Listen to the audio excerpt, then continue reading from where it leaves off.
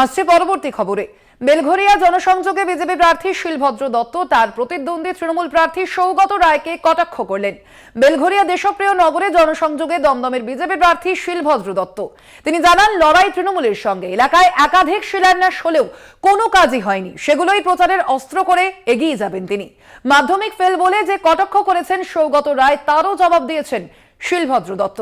লোকসভা আসনে জয় প্রসঙ্গে তিনি বলেন, একে বিজেপি, দুয়ে তৃণমূল, তিনে সিপিএম, এমনটাই জবাব দিয়েছেন দমদমের বিজেপি প্রার্থী শিলভদ্র দত্ত। তিনি কি বলেছেন শোনাবো।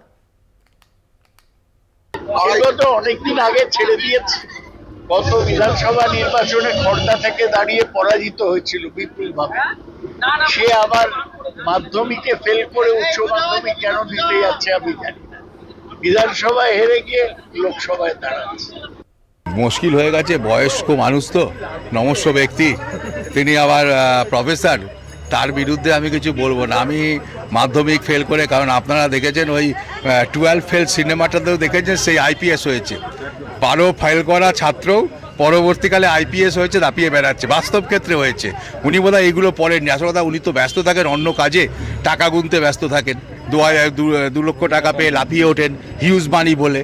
তাই আমি একটা জিনিস ওনাকে বলতে পারি, আমি ভিখিরি হতে পারি, চিকিৎসার জন্য মানুষের কাছে হাত পেতে ভিক্ষে করতে পারি, মানুষের কাছে হাত পেতে ভিক্ষে করতে পারি, আমি হেরে গিয়ে দাঁড়াতে পারি, কিন্তু আমি 2 লক্ষ টাকা নিয়ে আমাকে কেউ নাচতেও দেখেনি।